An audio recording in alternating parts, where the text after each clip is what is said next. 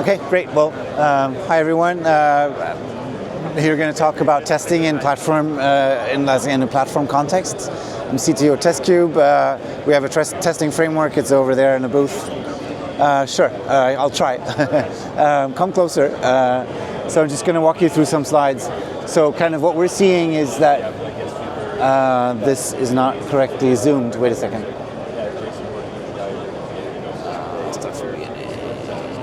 There we go. So testing today is kind of spread out all across the pipeline, right? So where traditionally you might have had testing just in your local build and then it moved to CI, we now see that testing is really happening everywhere. And with GitOps, it's done more and more later in the life cycle, and we even see like testing in production, those kind of practices, but we're also obviously shift left has been going on for quite some time, so that's been driving testing as well. So this is kind of a challenge, poses a lot of kind of challenges for testing at large. So one is just consistency. How do you kind of make sure that you get the same results everywhere, right? So if people are running their tests locally, they're running in the CI/CD, they're running them in as part of a progressive delivery in production, you prefer to have the same result everywhere, so it's not like, oh, it works locally, but it didn't work in the pipeline.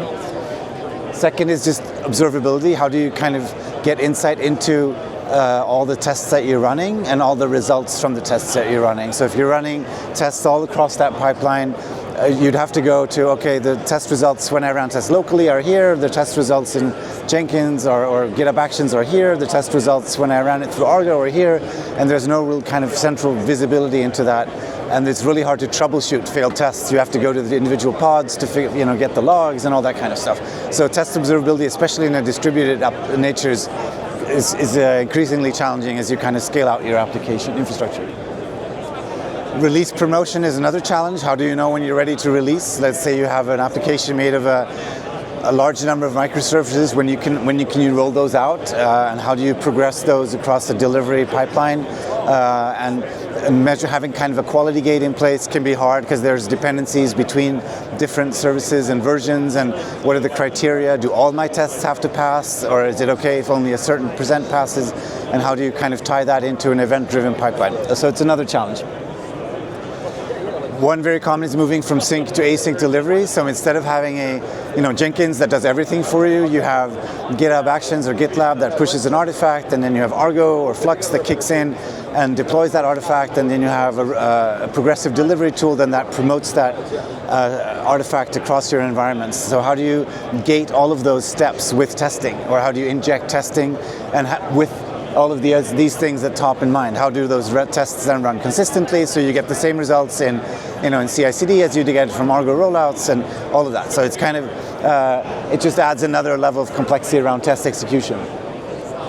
Infrastructure testing is another thing that's pretty common in this space, where you can easily provision infrastructure using GitOps, and pretty common to say I provision an ephemeral cluster or a long-lived cluster for an application team. How do I make sure that cluster is ready? It has the components it needs, it has the security access, network access it needs, it has the hardware it needs, if it needs like GPU components or memory or whatever. And how do you then run those tests in your infrastructure before delivering it? How do you once get visibility into the results for that and manage that to help you roll out that infrastructure? And finally, AI is obviously driving here as well. We see people generating code with AI, we see people generating configurations with AI, people generating tests with AI, and we're seeing people building agents that need to be tested themselves, right? So there's just more testing going on as people adopt AI. It doesn't mean that you have to use AI for everything, obviously, but it's still something that we see. People are like, we're using Copilot we're generating so much more code, but it's clogging up our pipelines because we don't have the tests in place that can validate that this code doesn't generate like ripple effects across our application infrastructure or whatever. So it's just a bunch of kind of problems that obviously these are problems of scale. If you're a small startup that has a very small application, you won't hit into this, but if you're a big organization that's kind of moving to cloud native and adapting AI and all of these things, this can be a real challenge, and can be hard to solve. So thinking of testing as a platform service, your application teams, what they need a lot of flexibility, right? Each team might want to choose their own tool, right? Some use I don't know, some tools to test their AI agents, other using unit testing tools, other using end-to-end integration tools. So your application team needs to have that flexibility. They want to have the flexibility on how to trigger their tests, right? Is it in CI/CD? Is it in GitOps? Is it locally? They need flexibility into the test observability. So what's important for them when it comes to testing? Is it the logs so they can debug? Is it like the metrics so they can track the performance of the teams or how much they're testing over time? And of course, access control, right? Who's allowed to run tests? Who should be looking at results? Those kind of things. Especially if you have external people helping out, you might want to gate that in. So as a platform team, you want to provide this degree of freedom to your application team. So you need an approach to your testing in your platform that provides consistency for testing, both for application level testing, infrastructure testing, which comes to both tools, to metrics, and to the integrations, so how you integrate into the other tools in your ecosystem. You need guardrails for security and resource usage, right? You want to make sure that, okay, I provide you with this platform for running tests, that obviously you shouldn't be able to run tests maybe against someone else's environment, or you shouldn't be able to use more than this many resources because it's a shared resource or a shared infrastructure. You need to allow teams to, have this degree of freedom so they can kind of pick and choose the tools. I mean, to a certain degree, obviously you might want to rein in, don't use this old tool or don't use that tool because we know it's very resource intense. And you want it to integrate. So if you're using an IDP like Backstage or something, you probably want to give visibility for your test results in that tool. But you also might want to integrate with your analytics platform, with your test management platform, or with your CI/CD, obviously. So there's a bunch of things that you need. So how do you get there? Well, so what we're seeing today is that, a lot of people just start by scripting around CI/CD, right? So they have GitHub Actions and they write a lot of scripts. The pro of that is you're in one ecosystem. GitHub Actions is very powerful, nothing bad there, but it is a high maintenance effort. You're going to end up with a lot of scripts spread across a lot of pipelines, and someone's going to have to maintain that. You'll have dependencies, and this won't really scale. Let's say you're starting to onboard. You're in GitHub Actions and you want to move to GitOps. What happens to all of the things that you've built there? How do you move that into Argo CD? Do you have to learn, translate all those scripts there? Or how do you try to share that kind of insight? So this is where most people start because it's an easy way, first part.